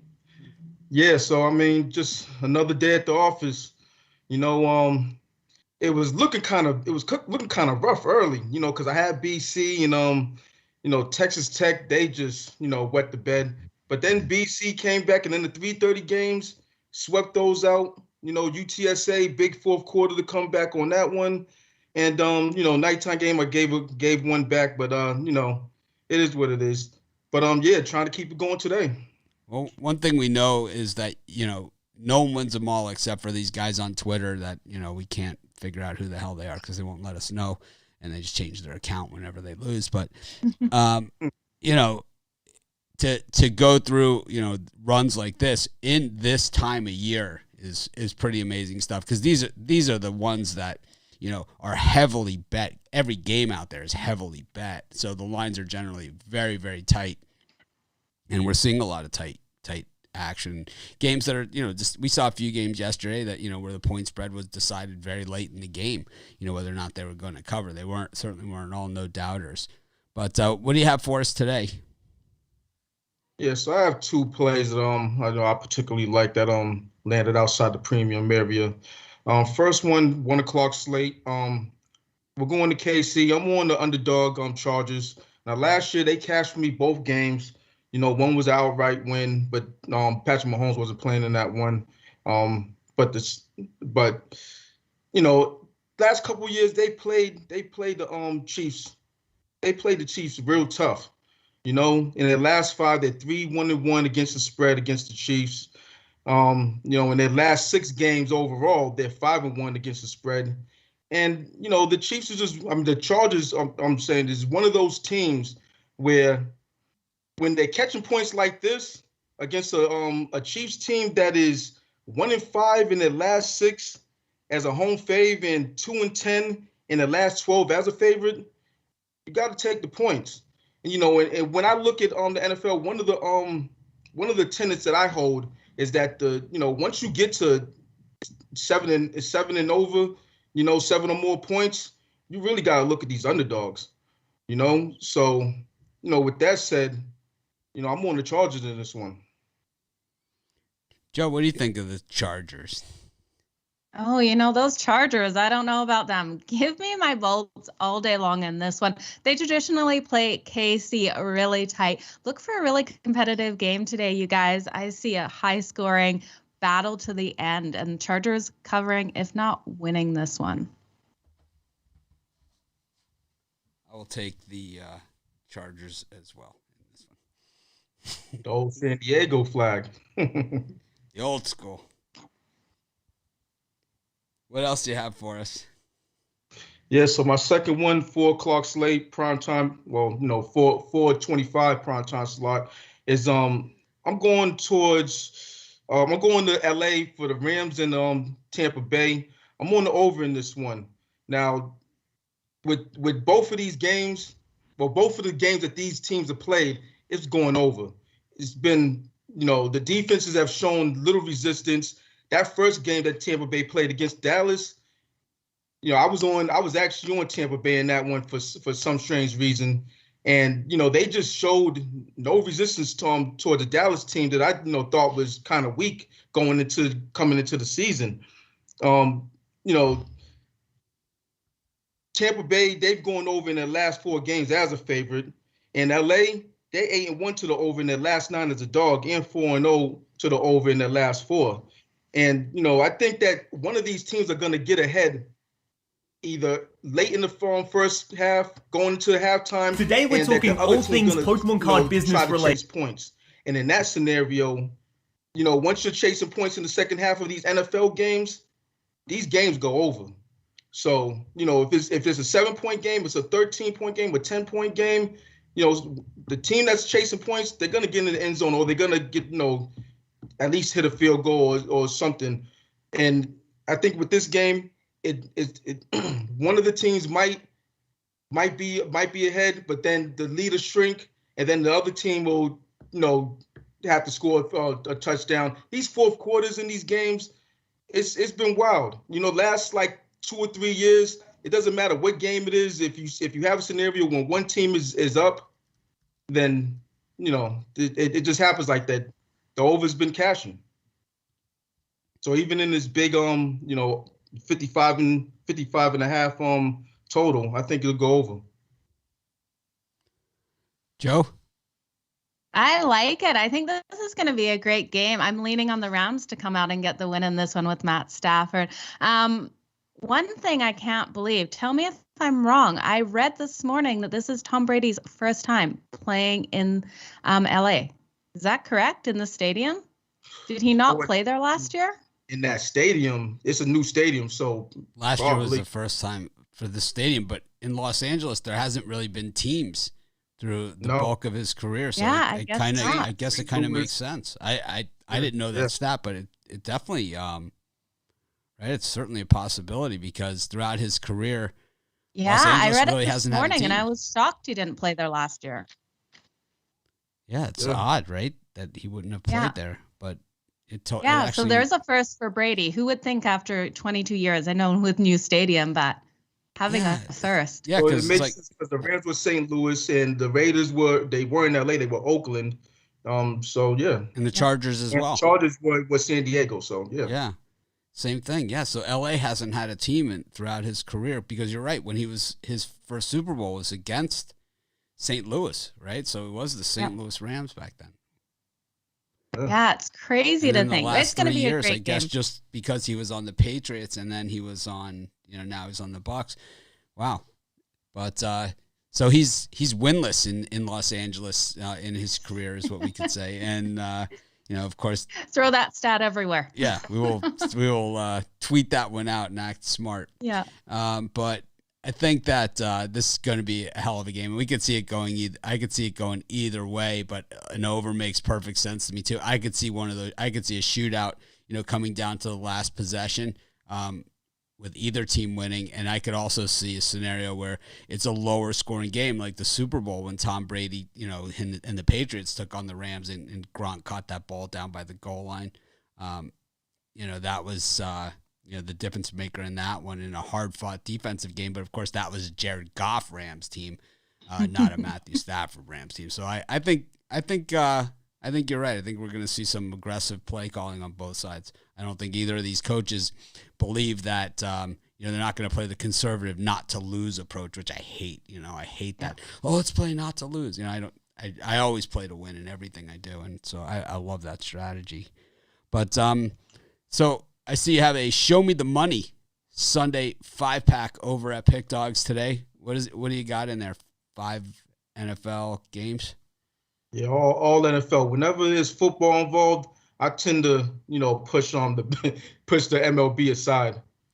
So yeah, I got 5 ongoing. I actually have a 6 game for that, but that's for longer term clients. So yeah. Yeah, if you buy one of Jovan's longer term packages, which have been straight money, I see a lot of people grabbing his 3-day, that they've got for the weekend, and his weekly. I mean, that's the best deal. But even yesterday, and what was it considered to be a tough college football day, if you bet $100 on each of his picks, you're up over $300. So you more than paid for your monthly package with him just yesterday if you bet $100 a game. Of course, if you've been betting on his games every day of the month, you've only made 18 times your money.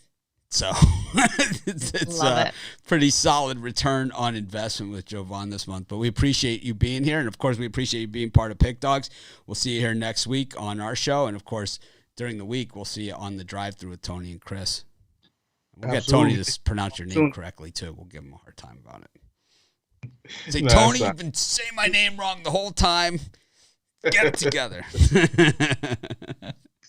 Yeah, so I appreciate y'all, inviting me on the show, Well, we love having you. So we'll see you next week right here, and let's make it a winning day.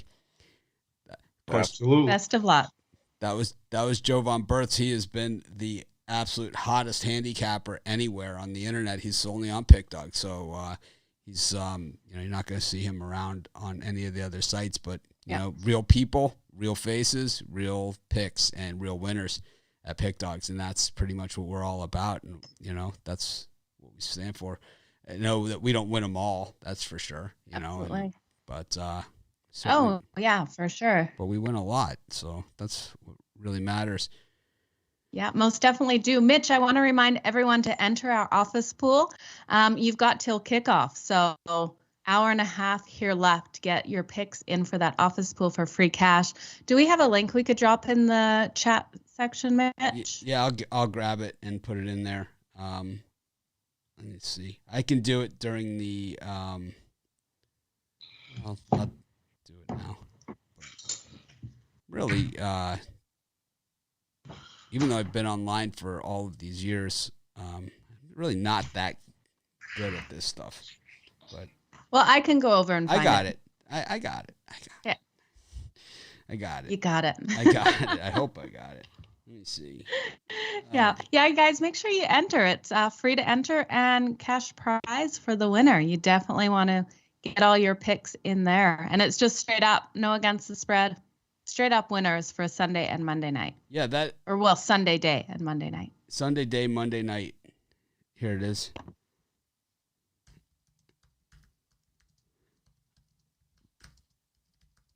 You guys, we have a couple more cappers left. We have Brian and Rod still to come on the show. Yep, our regulars, and of course, guys that are regulars on our. There it is. There's the link. Guys who are regulars on our morning show, and guys who are on our premium YouTube as well. But let's bring Rod in. Rod, good morning. Thanks for your patience in waiting to come on the show. These shows are getting longer and longer, but I think that's a good thing. And, obviously the crowd has waited for you. We got 700 people watching. So that's pretty strong. And, thousands have come and gone during the course of the broadcast. And, it's just awesome to watch this thing grow. Rod was with me when we first, he's with me through COVID when we had like 6 people watching. So. Right. now there's almost 700 watching right now. So. What have you got for us today here at for today's NFL card? I got 3 plays for us today. Why don't see if we can duplicate what we did yesterday with our 3 plays. Damn Kansas! See, you were right. Stay away from Kansas. It was the only one I got wrong on the 3 plays yesterday. The Kansas game. So Rod, you're still up 828 units on the week. If you bet $100 a game, you're up over 8 times your money betting with Rod this week. He has been on a bit of a heater. Had a little bump in the road yesterday. Went 3 and 4. And hey, it happens. You have those days. Yeah. So at least it didn't go 1 and 6. So but definitely had a losing day yesterday. But if you take my free plays, it was a 6 and 5 day overall for me. So I won a little. But the thing is that we're going to have losing days. It's the nature of the beast. The only people that don't are liars and people that can change their accounts. But it's way better to have a 3 and 4 day than a 2 and 5 day or a 1 and 6 day or I don't even want to say it. Anyways, what do we got today What do you got today for a free pick? Let's go. We're going to go with the Bengals and the Steelers game. I like that to go under the total. I think scoring comes at a premium in that one. You look Burrow, his last game off with 3 interceptions. I don't think they're going to plan for him to be chucking the ball deep and airing it out in this one. I think they're going to get simplified, go down, run the ball a lot more.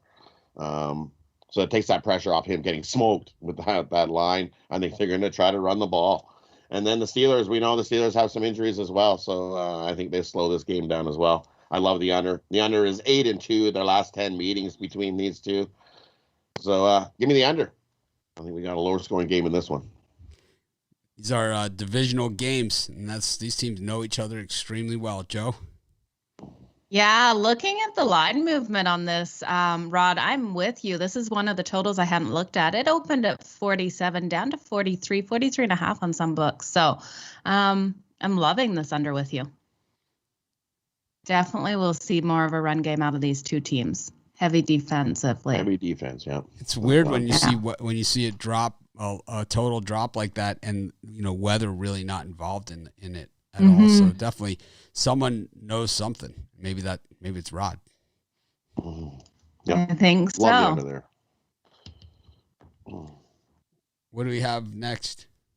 My next play, I think you guys are going to be opposite of this one from watching everybody so far. So I'm going to take the over in the Washington and Buffalo game. You look at this, and everybody's humping up on this under, going, "Oh, it's going to be low scoring. Washington can't score at all." Well, you only need Washington to score about 7 to 10 points. The Bills scored 35 last week. Why couldn't they do it again? This Washington defense, we've seen it. It's not as good as what people are making it out to be at the start of the season. Look at the rankings and the numbers they've been giving up. They've not been good. You look at the Washington football team, 8-1 their last 9 games after allowing more than 150 yards rushing in the previous game. Bills, last 4 games after allowing less than 250 yards, 4-0 to the under, or 4-0 to the over. Bills, 12-4-1 to the over their last 17 off of a straight-up win. I think this Washington team can score some points. Buffalo can do the bulk of the work. We're going to get this over the total. I'm not staying with an under on that one. Give me the over. Joe, I know I'm on the under, but how about you? Yeah, you know what? I think Chase Young is going to give Josh Allen a really hard day. I think we're going to see a big step up for Washington's defense. So I will be still riding that under. This line is interesting, though. It opened at 41.5, now up to 45.5 on some books. So we're seeing that movement for people taking this game over.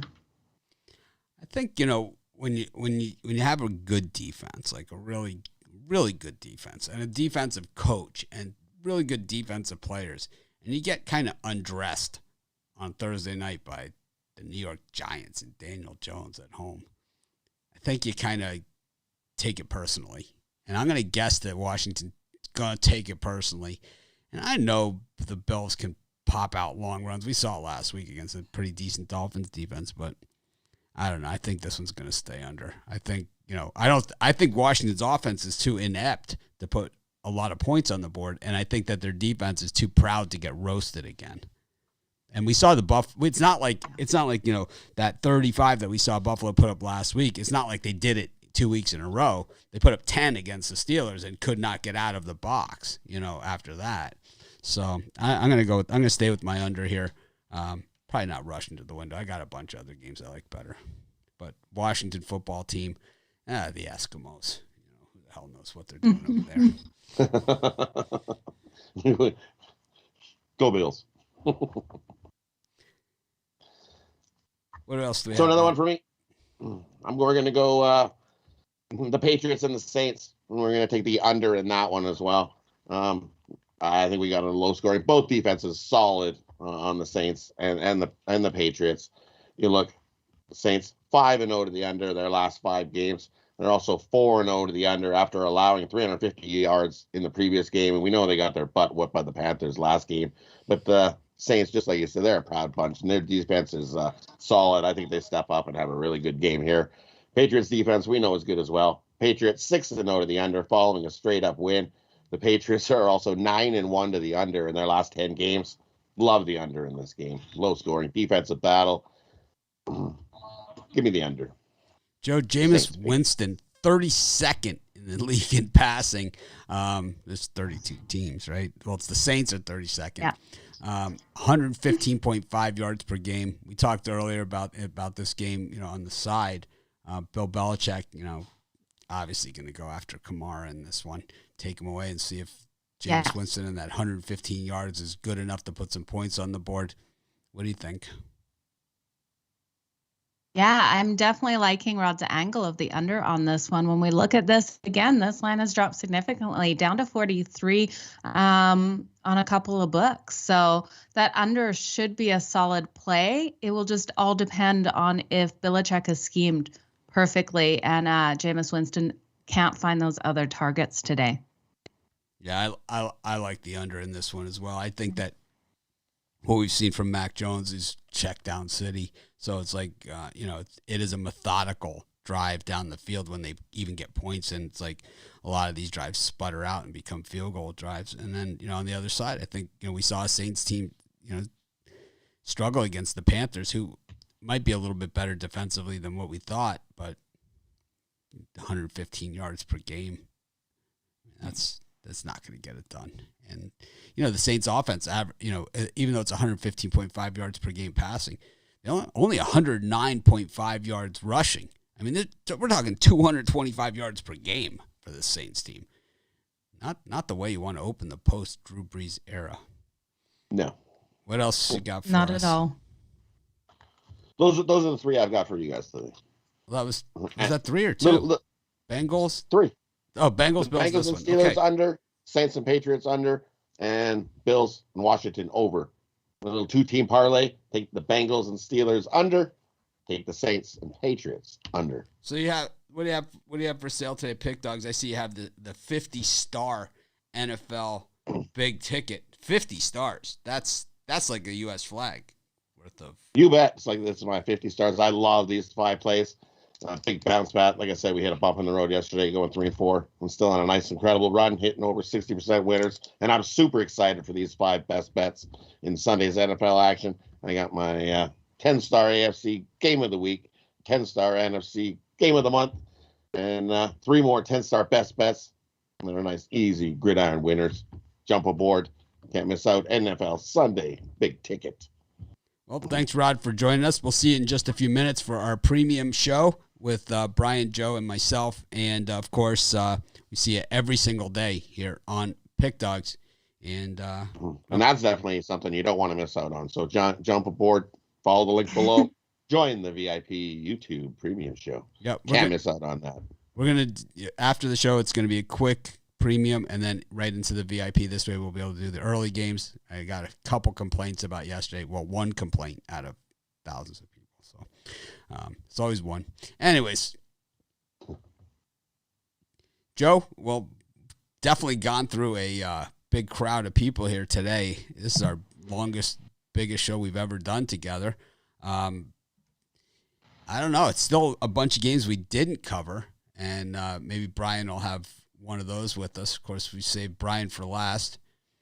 I'm not sure why. I think he just likes to go last because this way no one can refute his testimony, and he gets to take pot shots at everybody else, something that he likes to do. But he did have Vandy yesterday, so it might be a little bit quiet in that respect. Let's see. Let me see what we got here. All right, we got them all queued up. And Brian, welcome to the show. You are cleanup I like going last. Yeah, I like going last. I like to throw people under the bus, so this is the best time slot for that, for sure. This is the bus slot. I'll use my bus emoji here to signify that. Go. But so what have you got going on today as far as NFL picks for our show? Yeah, yesterday 2-0 with the college picks for free, and then I'm going to see what I can do with these NFL. This first game we've discussed, or you guys have discussed pretty much today, but I'm still going to give it to you. I like the New England Patriots here minus the points. I don't think we can read too much into that Saints huge blowout win in Week 1. I think the stars aligned for Jameis Winston, who is a turnover machine. I think that Bill Belichick is going to have a defense ready for him. I think Mac Jones is a great game manager so far in his young career. Look for a very low-scoring game today. I think New England pulls away late. Patriots 18-7-1 against the spread last 26 games, following a straight-up win of 14 or more points. I'd lay the 2.5, 3 points with no juice with the New England Patriots. Joe, you've gone over this one. I like it. Yeah, I haven't changed my mind in the last 10 minutes. I'm definitely loving it, Brian. I'm with you too. Brian and I, most people think we don't agree on much, but actually we usually do agree, and that's why when we don't agree, it's normally pretty heated. But in this one, I have to agree with them. I don't see it.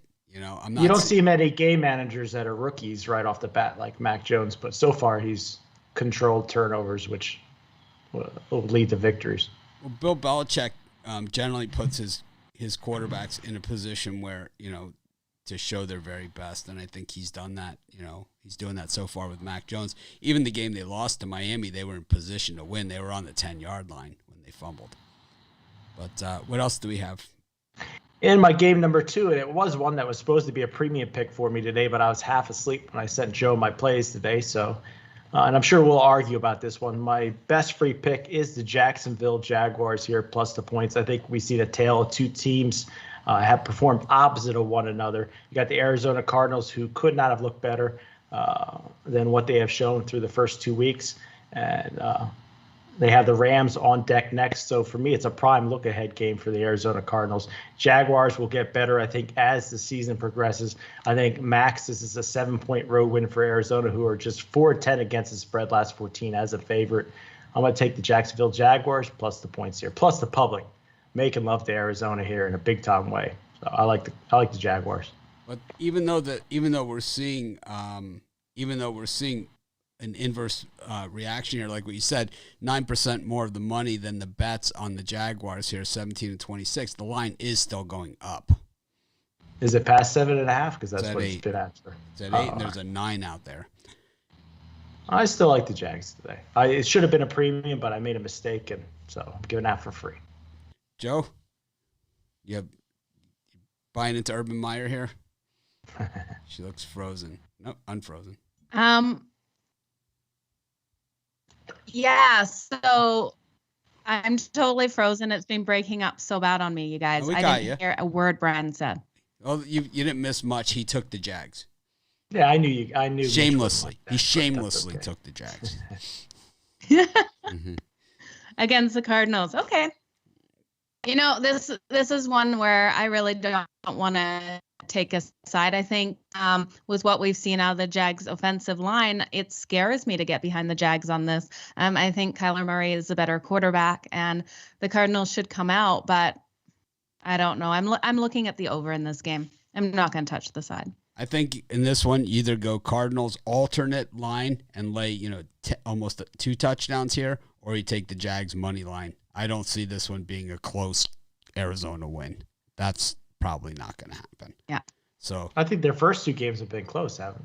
Wait, Arizona? Week they beat the was Titans by blowout about win. 650 points. Week in their 1 only was a road game blowout this win. season. Yeah. They had Chandler Jones had 5 sacks against Tannehill in one game. They also have J.J. Watt on the same team. But that's, against a rookie quarterback. But that's a different story for a different day. Brian, what do you got for sale today? I got my super sharp 5-pack, my 5 sharpest plays in the NFL, including my NFL game of the month, my biggest play in the NFL this month. You can get Guaranteed, it $30. right? Guaranteed. Get it at pickdogs.com. Off a 2-3 day. I started out a loser and finished a winner, won my last couple games. So hopefully we carry some momentum into Sunday, which has been better to me than college football this year. So. Oh, Brian, it's not about, 1 week or one game. Brian consistently winning over the years. So that's really how you win in sports betting. Yeah, we all have winning days and winning weeks, and you see these guys out there. Oh, I went 6-0. I get emails anytime anybody that caps games anywhere, even if they do it in their basement. Anytime they go 6-0 or 5-0, I get an email from them, and telling them how they're going to save us.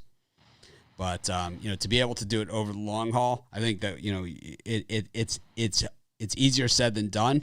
And I think that's why when we have our Become a Capper contest, which we will have next month, you'll see a lot of you will find out what it's like to go every single day when you can't take a pass, and to stick your neck out there, and to have that that Thursday night football game that you really didn't care about, Charlotte versus, UTSA or something, count just as much as your game of the year in the standings, and that's just the way that it works. But anyways, Brian doing it over the long haul, and of course doing it here at Pick Dogs Premium and Pick Dogs VIP. Well, thanks for joining us, and we'll see you in just a couple minutes. Joe, another good show. I mean, this was our longest show we've ever done. Of course, we're together a few more times today, halftime, the early games, the afternoon games, and the evening games. And, it looks like a full card of NFL football. And, of course, a lot of people complimenting us on the timestamps on the game, and Joe does that too. So she's kind of doing it all here and really, helping out a ton. Appreciate her. But, Joe, another enjoyable Sunday morning. Yeah, a great way to start. I am going to put an espresso machine right here, though, because I need another cup of coffee between this show and the premium. I'm excited for today. I want to wish you guys all the best. And if you are not on our premium or VIP membership shows, make sure you join up. It's such a great steal. And again, you can find all of our picks over at pickdogs.com. I've been sipping an empty cup of coffee here for the last 45 minutes. Thanks, everyone, for joining us. We appreciate each and every one of you. Let's make it a winning day. I'm going to try and act more professional tomorrow. We got a super small card tomorrow, so we'll have a day to rest up on this one. Have a great day, and we'll see you guys halftime of the early games. Be sure to join us right here on Pick Dogs.